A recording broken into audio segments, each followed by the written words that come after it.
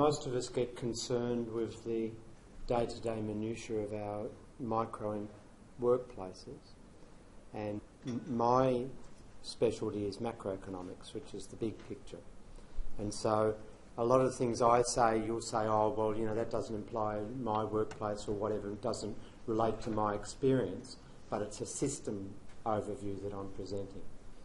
And I've devoted my academic career to investigating how labour markets work, how they generate employment, how they create unemployment, and how labour markets interact with the general macroeconomy, the policy structure, the international interface, to generate labour market outcomes. That's been the thing that I've worked on. I've worked in various sorts of labour markets, in African labour markets where you have 60% unemployment, in the old Soviet bloc in Central Asia where you haven't really got well-defined labour markets yet, and there's very interesting regional issues. In principles are very similar, even though the structures look different and it takes you a while to work out the cultural factors involved. So what I want to, and also I should add that I normally take a slightly different view to my profession on the way in which the economy operates. This is the benchmark. This is what I define. I was asked to speak about full employment. This is what I define as full employment. Purely frictional unemployment, that means unemployed people are just moving between jobs and employers are just looking for workers. Zero underemployment, that means no part-time worker is working less hours than they desire. And zero hidden unemployment, that means nobody who is out of the labour force actually wants to be in the labour force working, and they're excluded from by the statistician on the basis of so-called activity principles, you know, that they've just given up looking. What my contention is, despite what the politicians and the lobby groups tell you, that we hear relentlessly, oh, we're near or at full employment at the moment, we're well below full employment, and we have been for 35 years. And that being well below full employment represents a waste of our potential. Generations are going by that are wasting their potential now. And when we talk about the skill crisis, so-called, and unemployment, I put them as two sides of the same coin. Rather than being separate problems, we don't have a period of unemployment, then a period of full employment with skill shortages. We actually have them simultaneously, and the link between those two sides of the same coin is the poor policy framework we have that allows us to have 2 million workers languishing without enough hours, some without no hours of work, and at the same time employers in certain segments wanting new skills to evolve to satisfy changing composition of output. And the other benchmark proposition that I always provide is that the overwhelming result of research, the sort of research that we do and the researchers around the world do, tell us that job skills, not general skills, job skills, are best developed within a paid work environment, not divorced from a paid work environment in some competitive training system that a government contrives where any Joe Blow, not being gender specific, can set up hire a shop for a few dollars that's in some degenerating area of the urban infrastructure and put a few old computers in and say they're running training courses. That's not effective job skill development. Okay, the problem that we face is that we have very high rates of labour underutilisation, and I'll come back to that. And, you know, I can't imagine why it's not headlines every day, the amount of waste of our 15 to 24-year-olds. When we talk about the intergenerational problem, the intergenerational problem is that we're not, may lag below our desired productivity growth as less people are working in 50 years. And it's a no-brainer as far as I'm concerned, the future workforce of our 15 to 24-year-olds. And as I'll explain, we waste them. The present policy framework, which has gathered pace since the 1994 OECD job study, which was the sort of defining change in labour market policy, where we started to talk about activism and supply-side focus. And I call it I juxtapose a full employment framework, which is you make sure the government policy structure makes sure there's enough jobs and hours of work available. And I juxtapose that with the full employability framework, which we have at the moment, where we talk about the supply side relentlessly, and we say we've got to prepare people for work, not create work. We've got to prepare them for work, and that morphs into this weird policy system where we just churn the idle through relentless training and compliance type structures like work for the dole and other, mean-spirited type approach to our most disadvantaged citizens. And that's called full employability. Just in case a job comes along, we want them to be ready. Well, the policy structure that's being followed doesn't make them ready and doesn't create jobs. So it fails on the two most important fronts of a job creation, skill development framework at a national level. And of course, we're not only in our vocational areas of training we're failing, we've also been running down our formal education system, the system that I work in. And that what we're finding now is that it's getting increasingly hard. First of all, we found that, take economics for example, in 20 years ago I used to be able to write up a whole macro system in linear algebra and solve it. And that, students could handle that. And then we found that students couldn't handle that because they didn't have the maths coming out of high school. So then we had to use graphs. And then we found increasingly students didn't understand graphs. And it's getting very hard to teach advanced concepts because the public school system's failing. Why is it failing? Well, you talk to the teachers and they tell you there's not enough funds. And what I argue is that we really, at this point, we have major future challenges. We need major change in policy, not just an iteration. We need a major change in the policy framework along the lines that I'll briefly outline. And we need to rethink the concept of national skills development. Okay, these are all the issues you see daily if you read the financial press. These are what I call faux issues. They're non-issues. Fiscal consolidation, national saving, ageing society, all these things that you read every day in the press, and the citizens in Athens, right as we speak, are rioting because these are the issues that are being put out as being the challenges. These are all virtually non-challenges. And I haven't got time in 20 minutes to explain all these, but this is what my academic work's been about, explaining why these are non-issues. And these issues all relate to the fact that governments tell us that they haven't got enough resources to implement certain policies. These are the demand side sort of constraints they keep telling us about. And what the policy agenda's evolved into is, as I said, this pernicious regime of compliance against our most disadvantaged citizens, the ones that we want to bring back into active labour market participation, to develop their skills, to develop their potentials.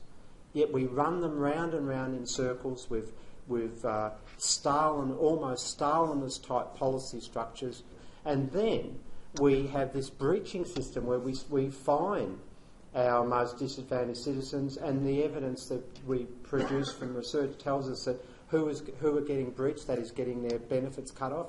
Well, schizophrenics, because they were having an episode the day they had a letter arrive telling them they had to go to the Centrelink office. And homeless people who were kicked out of their home, and then a letter comes telling them they had to go to Centrelink office for an interview. They don't get the letter, they get their benefits cut off. This is the system that we have in place in this country, one of the richest countries in the world. So, a few graphs.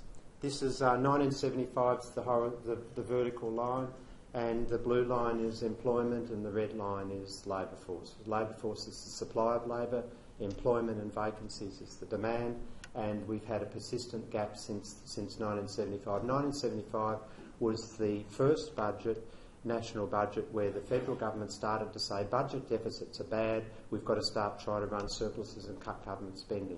The first thing they started to cut in the second half of the 70s was public employment, and the labour market, and it just happened that youth unemployment rose dramatically in 1976 through 77, 78, and there was all this research done, their wages must be too high, they've got too high expectations, but the explanation was very simple. The largest employer of youth started to cut their involvement in the labour market. Who was that? The public sector. And the other thing that I note there is that increasing proportion of jobs are part-time, and an increasing proportion of those part-time are casualised jobs, which offer no incentive to anybody to develop their own skill bases, because the terms of tenure are too unstable and the wages paid are too low. Red is the official unemployment rate, but of course that's a very narrow measure. The blue line is the addition of the ABS's addition of underemployment, part-time workers who can't find enough work, and currently it's 12.2%. Even at the height of the so-called last boom, there it was 9.5%.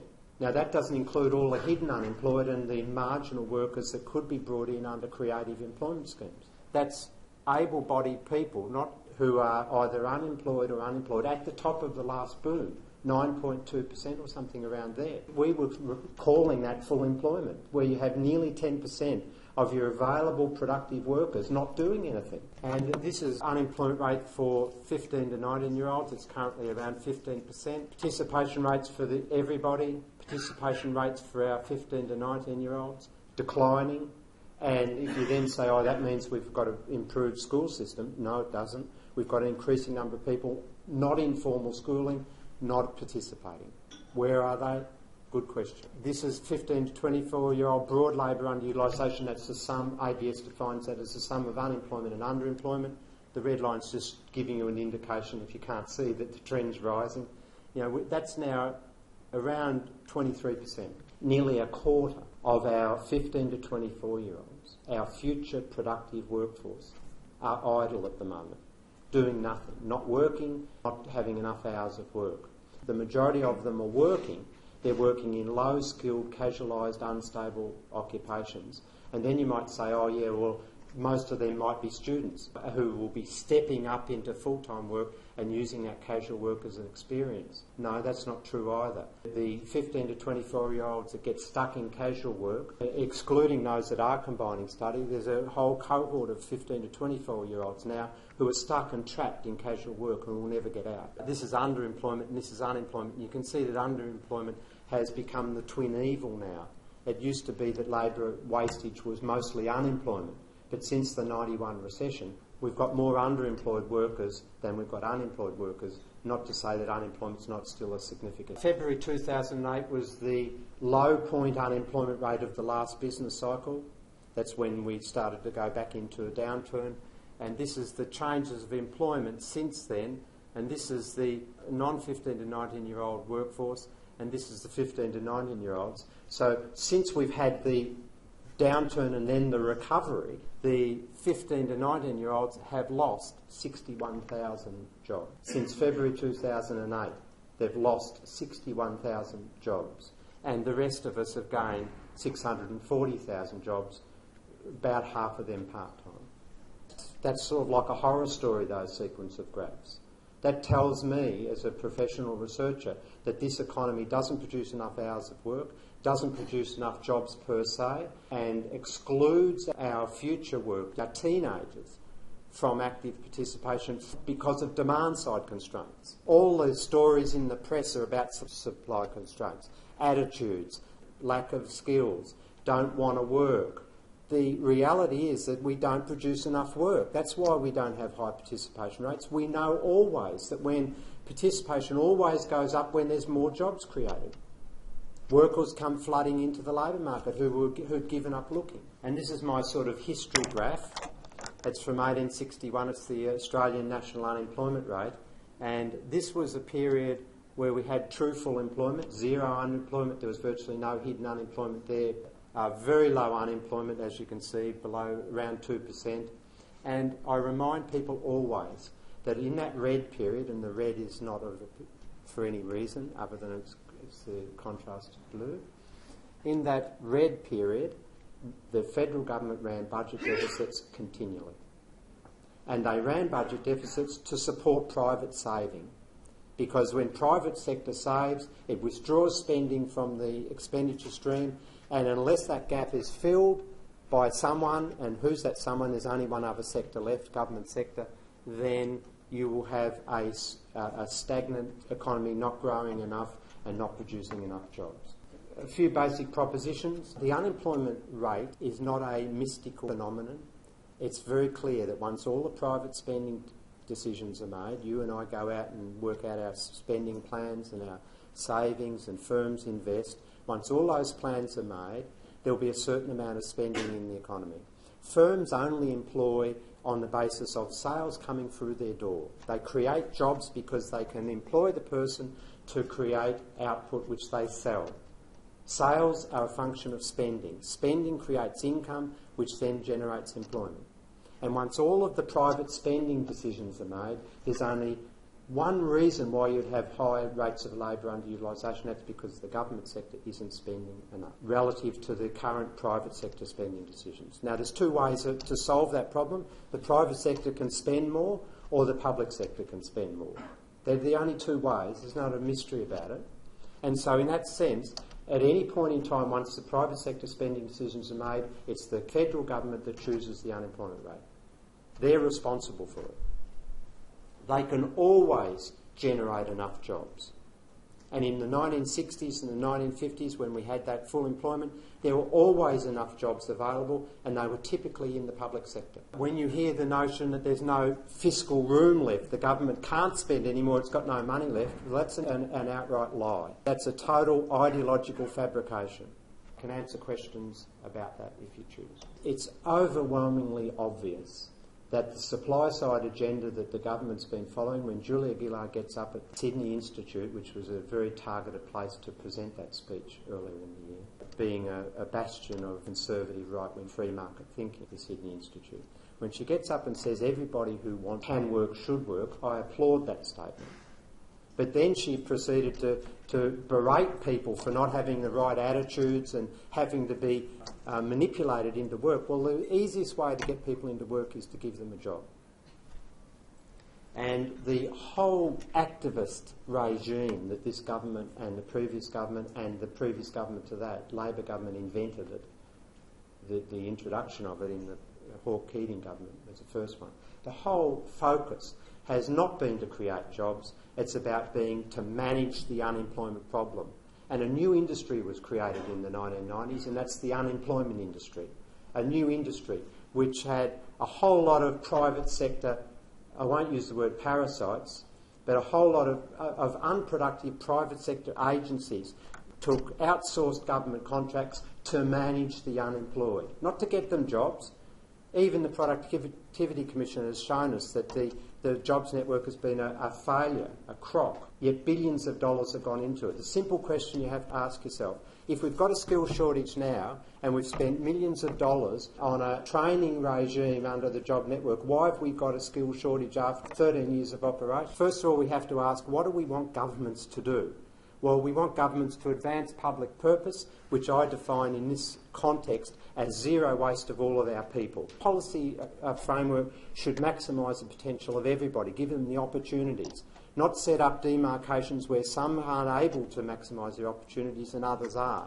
What we know is that there's a lot of disadvantaged workers out there that need help into work, but they also need work. So what I've always advocated since 1978 is a job guarantee, and that is that the government offers a job to anybody who hasn't got a job. We've done a national survey a couple of years ago of local governments. We found hundreds of thousands of community development type work, environmental care service work, which could integrate training mechanisms in them and be accessible to lower skilled workers.